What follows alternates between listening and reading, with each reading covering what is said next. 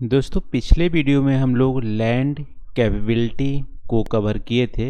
उसमें देखे थे कि लैंड की कैपेबिलिटी के हिसाब से 8 क्लासेस में डिवाइड किया गया है लैंड को। तो हम लोग दोस्तों पिछले वीडियो में कवर कर चुके थे। दोस्तों उसके बाद लैंड कैपेबिलिटी के बाद की जो टॉपिक है यूपीएससी सिलेबस के अकॉर्डिंग, उसमें आप देखोगे एग्रो फॉरेस्ट्री मेंशन किया गया है। तो आज के इस वीडियो लेक्चर में हम लोग एग्रो फॉरेस्ट्री को डिस्कस करने वाले हैं इस वीडियो में। तो दोस्तों एग्रो फॉरेस्ट्री के अंतर्गत हम लोग क्या क्या देखेंगे उसको देख लेते हैं। तो सबसे पहले देखेंगे एग्रो फॉरेस्ट्री होती क्या है, इसके कितने टाइप्स हैं एग्रो फॉरेस्ट्री की, और इनकी बेनिफिट्स क्या हैं। एग्रो फॉरेस्ट्री यदि करते हैं तो क्या क्या बेनिफिट्स होते हैं। तो बेनिफिट्स में दोस्तों दो मेजर कैटेगरी को हम लोग डिस्कस करेंगे, एक इकोलॉजिकल बेनिफिट, दूसरा इकोनॉमिकल बेनिफिट। तो दोनों बेनिफिट को यहाँ पे हम लोग डिस्कस करने वाले हैं आज के इस वीडियो लेक्चर में। तो चलो दोस्तों आज का वीडियो हम लोग यहाँ पे स्टार्ट करते हैं। सबसे पहले है दोस्तों यहाँ पे एग्रो फॉरेस्ट्री होती क्या है। देखो एग्रो फॉरेस्ट्री दो वर्ड से बना हुआ है। कौन कौन से वर्ड से? Agro plus forestry. एग्रीकल्चर का मतलब होता है यहाँ पे, एग्रो का मतलब होता है एग्रीकल्चर। एग्रीकल्चर का मतलब होता है यहाँ पे कि क्रॉप भी उगा रहे हो और यहाँ पे कैटल भी आप यहाँ पे रीडिंग कर रहे हो, या कैटल भी कर रहे हो, या डेयरी क्रॉप कर रहे हो। तो यहाँ पर क्रॉप और कैटल दोनों को साथ साथ करना भी एग्रीकल्चर हो सकती है, या सिर्फ क्रॉपिंग करना भी एग्रीकल्चर हो सकती है, या कैटलिंग करना भी एग्रीकल्चर हो सकती है। तो एग्रीकल्चर प्लस फॉरेस्ट्री। फॉरेस्ट्री मतलब यहाँ पे ट्री की प्लांटेशन करना।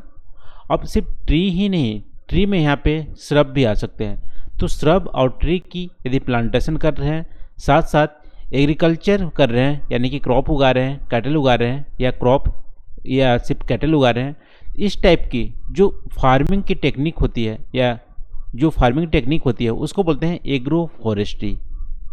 तो एग्रो फॉरेस्ट्री एक टेक्निक है जिसका मतलब है उसमें ट्रीज, क्रॉप और कैटल तीनों साथ साथ उगाए जा सकते हैं, उसको बोलते हैं एग्रो फॉरेस्ट्री। ठीक है, तो आई होप यहाँ पे एग्रो फॉरेस्ट्री आपको क्लियर हो गई होगी। दोस्तों इसी डेफिनेशन के अकॉर्डिंग आप देखोगे तो टाइप्स ऑफ एग्रो फॉरेस्ट्री कौन कौन सी होती हैं। यहाँ पे 3 मेजर टाइप्स आपको देखने को मिलेंगे। इसमें पहला टाइप है क्रॉप एंड ट्रीज। इसमें श्रब भी शामिल हो जाएंगे, यानी कि सिर्फ क्रॉपिंग और ट्रीज दोनों साथ साथ उगा रहे हो तो हमारा एक टाइप का एग्रो फॉरेस्ट्री हो गया। देखो कैटल प्लस ट्रीज, यानी कि यहाँ पे क्रॉपिंग नहीं की जा रही है, यहाँ पे कैटल पशुपालन की जा रही है और ट्रीज को उगा रही है, वो भी हमारा एग्रो फॉरेस्ट्री दूसरी टाइप की हो जाएगी। तीसरी टाइप की एग्रो फॉरेस्ट्री में तीनों क्रॉप्स को भी, कैटल को भी, ट्रीज को भी तीनों एक साथ साथ उगा रहे हैं, तो हम बोलेंगे इसको भी हम लोग एग्रो फॉरेस्ट्री बोलेंगे। अब देखो एग्रो फॉरेस्ट्री करते कैसे हैं। मान लो आपके पास एक पीस ऑफ लैंड है, तो इस पीस ऑफ लैंड में आप क्या करोगे कि जो मेन इंटीरियर पार्ट है वहाँ पे क्रॉपिंग करोगे, और इसकी जो बाउंड्रीज पार्ट है, बाउंड्री में यहाँ पे आप यहाँ पे क्या करोगे, पेड़ लगा दोगे। और पेड़ हो सकते हैं फलाहारी हो, फ्रूट्स भी हो, या आपको वुड्स के लिए काम आए या किसी के काम आए, यहाँ पे पेड़ आप लगा दिए। तो यहाँ पे आप देख सकते हो एग्रो फॉरेस्ट्री का एक तरीका ये भी है। दूसरा तरीका है, मान लो एक और आपके पास बहुत बड़ा लैंड है, तो आप क्या करोगे, बीच बीच में जो पट्टी है यहाँ पे आप क्या करोगे, एक प्लांटेशन करोगे, ट्रीज लगाओगे। ठीक है, ट्रीज में फ्रूट्स का भी हो सकते हैं, ओट्स का भी हो सकते हैं, किसी भी हो सकते हैं। तो इस तरह से बीच बीच में आप लगाते हो और साथ साथ यहाँ पे एग्रीकल्चर भी करते हो, यहाँ पे क्रॉपिंग भी करते हो। इस टाइप की जो टेक्निक होती है इसको बोलते हैं एग्रो फॉरेस्ट्री। ठीक है, एग्रो फॉरेस्ट्री और टाइप्स हम लोग दोनों ही इस वीडियो में देख लिए।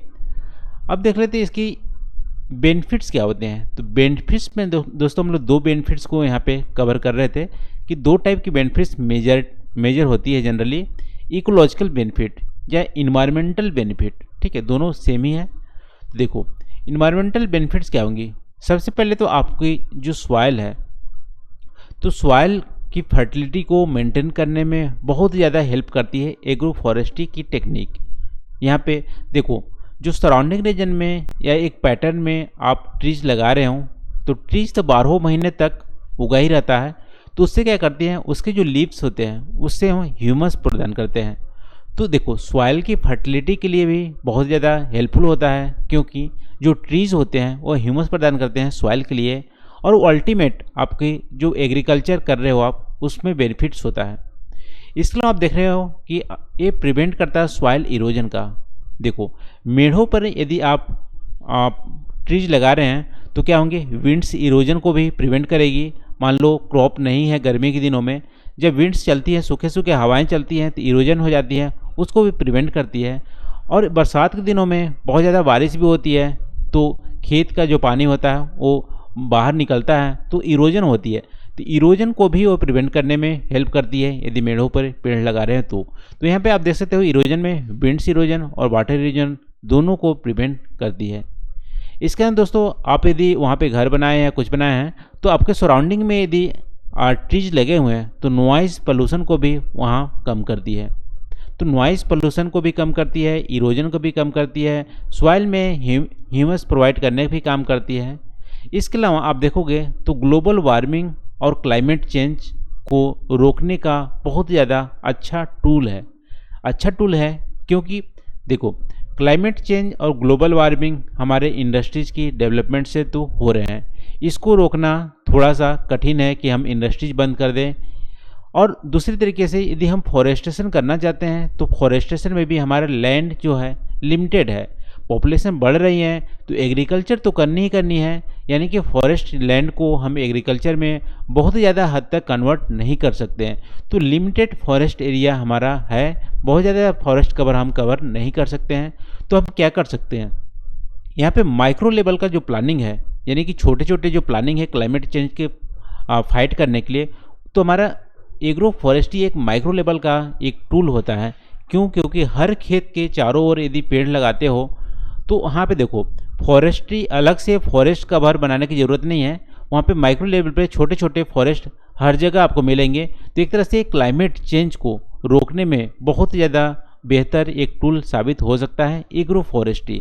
ठीक है, तो ग्लोबल वार्मिंग क्लाइमेट चेंज के रोकने का एक टूल हो सकता है एग्रो फॉरेस्ट्री। तो हमारा इकोलॉजिकल बेनिफिट है।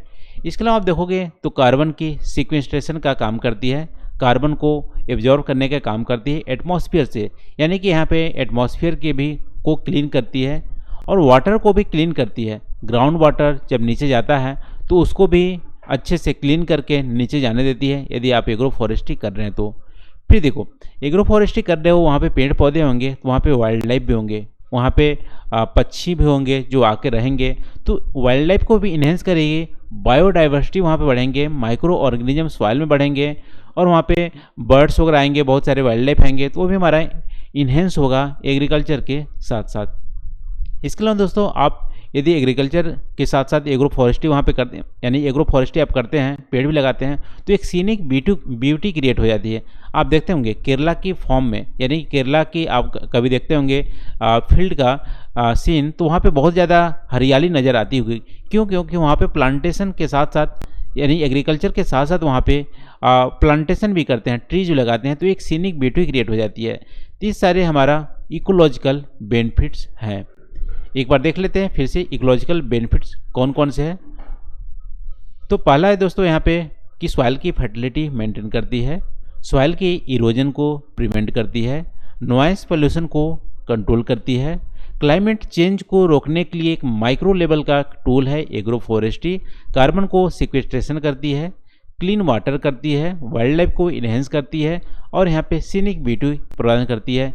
ये सारे हमारा इकोलॉजिकल बेनिफिट हो गया एग्रो फॉरेस्ट्री का। अब चलते हैं हमारे पास इकोनॉमिक बेनिफिट्स क्या होते हैं, पैसे में या ह्यूमन के लिए डायरेक्टली कैसे बेनिफिट हो सकता है। देखो एग्रो फॉरेस्ट्री में क्या करते हैं, हम क्रॉपिंग भी करते हैं, ट्रीज भी उगाते हैं, तो दोनों साथ साथ उगाने से देखो किसी भी किसान को क्या क्या फ़ायदा हो सकते हैं। देखो वो साइमल्टेनियसली प्रोड्यूस कर रहा है फूड को भी, यानी कि क्रॉप कर रहा है तो फूड को भी कर रहा है, साथ साथ ट्री की प्लांटेशन कर रहा है, उससे फॉडर मिल रहे हैं, फ्यूल मिल रहा है, ठीक है, और उसे टिम्बर भी मिल रहे हैं, और यदि फ्रूट्स की ट्रीज लगाए हैं तो फ्रूट्स भी मिल रहे हैं। तो साइमल्टेनियसली बहुत सारे चीज़ें मिल रहे हैं फार्मर को। तो यहाँ पे देखो जब बहुत सारी चीज़ें मिल रही हैं तो इनकम का सोर्स भी यहाँ पे डाइवर्सिफाई हो गया है। मान लो यहाँ पे क्रॉप की फेलियर होती है तो ट्री से जो फ्रूट्स भी मिल सकते हैं, ट्री को काट के टिम्बर भी बेच सकता है, फ्यूल भी जनरेट कर सकता है। तो यहाँ पे इनकम सोर्स ज़्यादा है, वो बहुत ज़्यादा डाइवर्स है। जब इनकम सोर्स डाइवर्स है तो रूरल इकोनॉमी क्या होंगी, और ज़्यादा स्ट्रांग होंगी। रूरल इकोनॉमी स्ट्रांग होगी, वहाँ के किसान स्ट्रांग होंगे, तो वहाँ पे जो पॉवर्टी है वो भी हमारा दूर करने में बहुत ज़्यादा हेल्प होगा। तो एग्रो फॉरेस्ट्री एक टूल है यहाँ पे कि वहाँ पे जो क्रॉप फेलियर है उसको मिनिमाइज, उसका बोल सकते हो कंपनसेट करने के लिए ट्रीज किससे, और यहाँ पे पॉवर्टी को दूर करने के लिए भी एक टूल हो सकता है। इसके अलावा दोस्तों यहाँ पे फॉरेस्ट पे प्रेशर को मिनिमम करने में हेल्प करता है एग्रो फॉरेस्ट्री।